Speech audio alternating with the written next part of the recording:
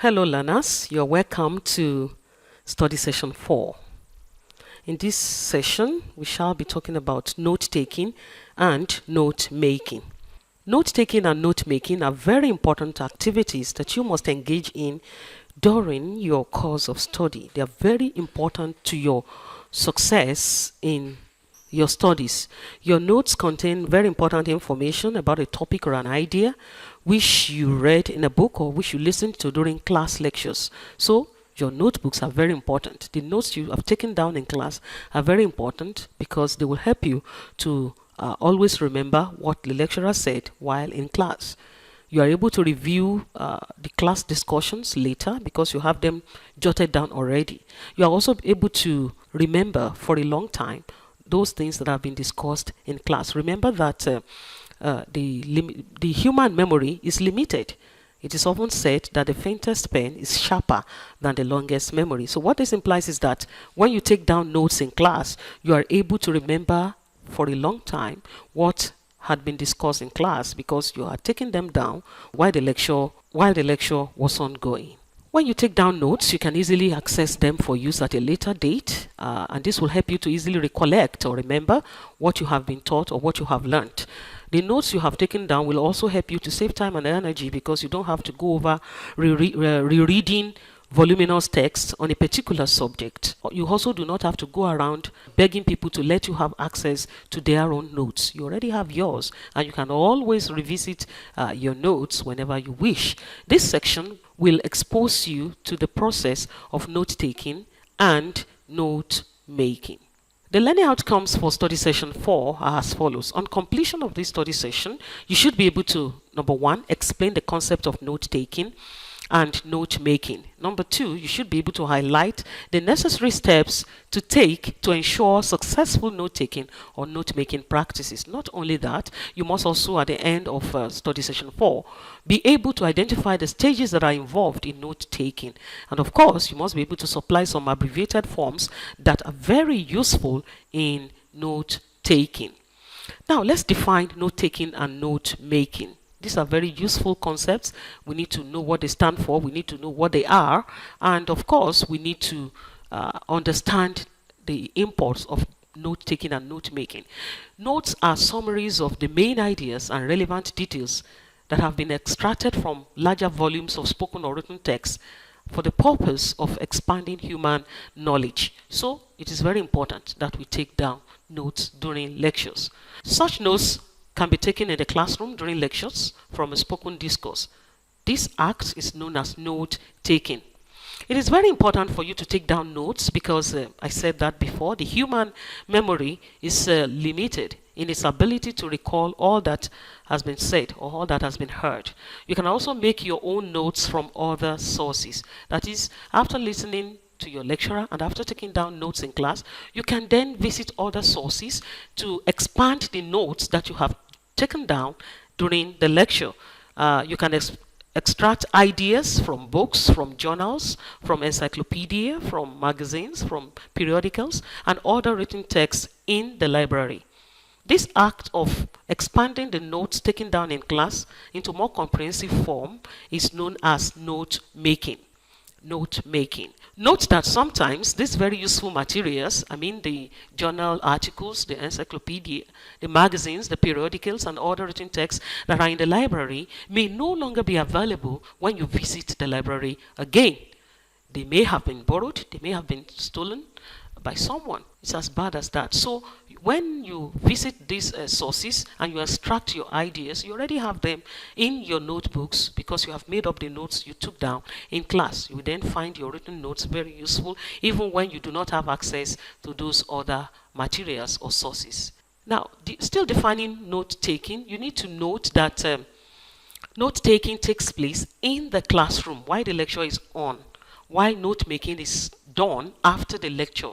And this is in order to develop the notes taken in class into more comprehensive and meaningful forms. A lot of students do not do this. They only stop at taking notes in class. In fact, there are students who don't even want to take down notes in class. They stroll into the classrooms to listen to the lecturer and they can't even remember whatever had been discussed in class.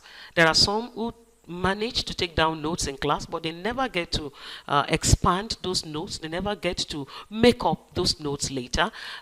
This is not too good if you must be successful in your course of study. Now we need to talk about some very important hints on successful note taking and note making. Hints on successful note-taking and note-making practices. In taking down or making notes successfully, you have to do the following. Number one, you need to ensure that your notes are clear and meaningful. Clarity is a very important factor in note-taking and note-making. Do not create confusion for yourself by making your notes very ambiguous or vague. When they are ambiguous, it means you can have more than one or two interpretations of the same thing you have written, such that you end up becoming confused. And when your notes are vague, it means there is no precise meaning. That is, there is no precise meaning that can be deduced from whatever you have written down. And this is not too good. It is not too good when you can hardly remember the points you have recorded in class. It's going to be a waste of time, a waste of energy. So you need to ensure that your notes are very clear. Number two, you do not have to make your notes rough. There are a lot of people, a lot of students who write during the classroom. During the class, they write and take down notes, but you can't get anything out of the notes because they are too rough. You need to ensure that your notes are neat, presentable, and inviting. They have to be attractive. This will even help you in your reading or studying processes, because you want to read those notes again. They are very neat, they are very inviting, and they're very attractive. Number three, be sure to capture essential facts and information. You need to be very careful. You can't write verbatim everything that the lecturer says. So your attention, your focus must be on the essential facts, the salient points that are raised in the discussion in the class. Number four, you need to ensure that your notes are written in a systematic and logical order, with one point leading logically to the next point. Make sure you don't muddle up things, and you need to follow the trend of discussion. You need to follow the pace, move on with the pace of the discussion, so that you don't miss out any very important details that may end up getting you confused. Number five, you need to make sure that your notes are available and accessible as useful sources of information when you need them. That is, you need to make sure that your notes are handy. It's not too good to make up notes, to take down notes in class, and then spend time to make up those notes later. And when you need them, you can't find them anymore. There are a lot of students who go into classrooms with tattered pieces of papers or notebooks, and then they do the jottings. At the end of the day, they can't find the pieces of papers. They can't find the tattered exercise books anymore. It doesn't really make sense to do that. Now, we'll talk about stages in note-taking. Stages in note-taking. There are stages in note-taking, and you remember that note-taking is very essential. It's an essential aspect of lectures, and that's why we want to focus more on it in this section of the discussion. Do you know that while in class, there's a need for you to take down notes? Of course you know, because I've told you that note-taking is very, very important in the classroom discussion. You must get ready to master the art of note-taking. The three stages in note-taking as you prepare to receive lectures in the classroom are: number one, the pre-lecture stage; number two, the lecture stage; and number three, the post-lecture stage. Now, we shall take them one after the other. The pre-lecture stage is the stage before the lecture. The pre-lecture stage is the stage before the lecture. And at this stage, there are certain things you are expected to do. That is, during the pre-lecture stage, there are certain things you are expected to take into consideration before the lecture actually commences. Now, there are some students who don't even care whatever happens during the lecture. They don't even know what will happen during the lecture. Remember that you have your course outlines and you have enough to keep you busy before the lecture actually takes place. There are students who chat, with other students, make noise in class while they are waiting for their lecturer, or while they are waiting for the lecture to commence. Some of them are busy, with their phones, either watching films or playing music, and a lot of other things like that that are not very helpful in preparing for the lecture. you must avoid this. Now, practically, we'll take a look at some of the things you need to do at the pre-lecture stage. Number one, you need to check the course outline for the topic to be taught in order for you to familiarize yourself with the topic before the lecture commences. And this will also help your understanding of the ideas that are being discussed, because ahead of class, you had taking time to familiarize yourself with the topic of discussion for the day. Number two, you need to read up reference materials that are relating to the topic to be taught. You must have consulted some materials, and you must have checked up the list of references, and you must have been able to get one or two of such, and you must have read one or two of such ahead of class. These are very helpful steps you need to take. Number three, you may be encountering the topic for the second time. What I mean is that maybe the topic of discussion for the day is a follow-up from the last discussion. So you may want to, during the pre-lecture stage, you can then go back to the previous lecture, previous notes you took down in the previous lecture, and get yourself ready for the topic of discussion for the day. Then number four, during the pre-lecture stage, you try to raise questions about the topic of the day and what new things you expect to learn. You raise questions, you have read some very important areas of the topic of discussion for the day. Then you can ask yourself some questions, query yourself in certain ways, and then you try to discover what new things you can learn from the discussion of the day. Number five, at the pre-lecture stage, you can keep proper records of the date, the time, the course title. You have to get that ready, the time, the date, the lecture hour, the course codes, the lecturer's name. Very important, especially where two or more lecturers are involved in teaching a particular course. There are some students who don't even know their lecturers' names, and there are some who don't even know the course codes or titles. There are some who refer to their course codes, who refer to their courses by their lecturers' names. For instance, they say we have Olayemi this morning, we have Ajayi in the afternoon, we have Adegbero in the evening. It's not too good for you to refer to your courses by the names of your lecturers. You must be familiar with the course code, the course title, so that you don't get things mixed up, even when you take down notes in class. Then number six, all necessary writing materials should be made ready at the pre-lecture stage, that is before the lecture commences. This is so that you do not have to disturb other people. You don't disturb other people by asking them to lend you their pens, or you also do not allow yourself to be distracted by other people. So when you get all of these things ready during the pre-lecture stage, then you are sure to enjoy the lecture for the day. And of course, you will be able to take down very important notes from the lecture. Now we move to the second stage, that is the lecture stage. This is the stage during which the lecture actually takes place. This is the stage at which the lecture actually takes place. Now, during the lecture stage, you must do the following. Number one, make sure you try to hear what the lecturer is saying. It's very important. You must make sure that you listen attentively, and then you can hear the lecturer clearly so that you can understand what he is saying. Then number two, you need to ensure that you identify the main ideas and get them recorded appropriately in your notes. Number three, you need to shun distractions and do not distract others. Do not distract others, and of course, do not allow other people to distract you. Then the next one, you need to be attentive enough to note the lecturer's areas of emphasis. This you can discern from the lecturer's comportment, from the lecturer's gesticulations, and all of that. So if you really want to know the areas of emphasis of the lecturer, you have to pay close attention to him or her while he or she teaches in class. Then also, you need to move with the pace of the lecture. For you to be able to move with the pace of the lecture, you need to use abbreviated forms. But be very sure that the patterns you adopt for your abbreviations do not get you confused when you need your notes later. Then, during the lecture stage, you can enter your comments, your criticisms, and your observations in the margins provided in your notebooks. These comments, these criticisms, these observations could be very useful later when you are trying to make up your note.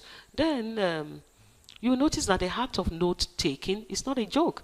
You need to really be fully prepared and fully ready for the exercise. I mean, for the art of note taking. Taking down notes effectively will require, of course, number one, effective listening. Effective listening is very important. You need to listen effectively. You recall that in one of the earlier sessions, I told you that effective listening is the kind of listening you must engage in during the classroom. Effective listening is the kind of listening you must engage in the classroom. You are not expected to listen passively to your lecturer.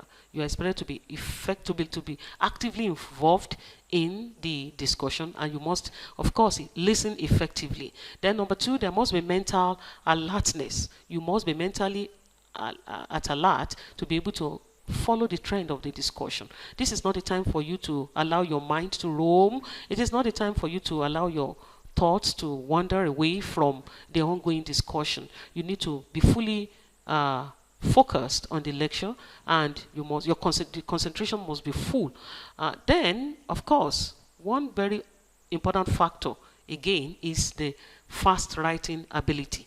That is, you must have the ability to be able to write very fast and effectively. This will help you to be able to pick the important points that are being raised in the lecture. Now we talk about the post-lecture stage. This is the stage after the lecture. You are not expected to go to class, take down notes, and then when you come back, you fold the notes away somewhere, or you tuck them away somewhere, only to pick them again the following week when the lecture will take place again. It's not supposed to be so. So there is the stage we refer to as the post-lecture stage. At this stage, number one, you pick the notes you took down in class, and then you check for spelling mistakes. I mean, mistakes you may have made in class while you were taking down the notes from the discussion. You can also check for grammatical errors and cases of omissions that may lead to incoherence. You know, sometimes you miss out a particular word or one word or two, and you can no longer understand what the entire sentence is all about. So, but when you pick up the notes immediately after the lecture, you can easily remember what you may have omitted, and then you can insert that, and then you have your note logically presented. Then number two, at the post-lecture stage, you need to revise the notes thoroughly immediately after the lecture. Don't wait until a week or two or a day or two to the examination. Don't wait until a day or two to the examination. You have to revise the notes thoroughly immediately after the lecture. And at this time, you can easily remember what was taught because the ideas are still very fresh. Number three, at the post-lecture stage, you need to reorder your notes into an organized piece. Some of the points you have raised, some you have shortened, some you have abbreviated. You can then reorder your notes, into an organized piece for easy referencing. Number four, at the post-lecture stage, you can develop the notes taken. At the post-lecture stage, you can develop the notes taken into a more comprehensive and robust form, using other relevant facts or details you have extracted from other related sources. And this is what we refer to as the note-making process. Your lecture notes may not be able to capture all the details you need on a particular topic. Note-making, therefore, is a useful exercise for students who want to thrive academically. Unfortunately, there are some students who replicate their lecturers' notes in their examination papers as if such lecturers' notes are missing. So when they get into the exam, they memorize their notes and then they give it back. They give the notes back to the lecturer word for word. This is not too good. It's not a very good approach to answering questions in exam. If you do this, it shows that you have not imbibed the act of note-taking, note-making. Because if you have done so, you must have added some other details, very essential details to the notes you took down in class, and then you can easily discuss both the notes you took down in class and the other details you were able to add during the note-making process. Relying on your lecture notes only also does not stand you out as a scholar. Now, we talk about some abbreviated forms. Remember that I said that abbreviations are very important if you must keep up with the pace of the lecture. So let's take a look at some abbreviated forms that are useful in note-taking. Abbreviated forms are contracted forms of words. They are the shortened, contracted forms of words that you can adopt during note-taking in class. Abbreviations are adopted to help you write fast and to also help you keep pace with the ongoing lecture. Now, there are some things you can do. You may design your own kinds of abbreviations. That is, you design your abbreviations, the kinds of abbreviations you want to use for yourself. And different words can have certain kinds of abbreviations that you yourself have designed. Now, as long as these abbreviated forms are clear and meaningful to you, well, there's no problem. But be sure that you can remember whatever they represent whenever you revisit the notes you took in class. So be careful. Also, there are some people who use the same abbreviated forms for different words. This may be misleading. This may lead to confusion. You need to be very careful in using or adopting abbreviations. Take a look at some of the abbreviated forms on the screen. Here you can see ABT for about, ABV for above, ADVTG for advantage, APPROX for approximately, and so on. These are very useful. You can use them so that while you take down notes in class, you are able to flow, with the pace of the lecture. Now, you need to be very careful. There's a need for carefulness, caution. Although abbreviations help your note-taking activities in class because they help you to save time and space, you must be careful not to use them in your formal writing. There are a lot of students who make use of too many abbreviations in their informal writing. Even whenever they send text messages on their phones, they make use of abbreviated forms. This is okay in informal writing, but be very careful not to transfer this habit of writing into the formal writing situations, because they are not permitted in such contexts. You must be able to distinguish between what is formal and what is informal. While you can use abbreviations freely in your note-taking activities in class, while you can use abbreviations in your text messages and in your informal writing, you cannot adopt them in your formal writing. When you do, you are not going to be known to be a good student, a great scholar. So you must avoid using abbreviations in formal writing. Now, in study session 4, you have learned that note-taking and note-making are important in the learning process. You have also learned ways by which you can engage in effective note-taking and note-making. Also, the various stages in note-taking and the usefulness of abbreviations are emphasized. I hope that you'll be able to remember all of this and put them into practice when there is need for that. Thank you very much for listening. I'll see you next time. Bye.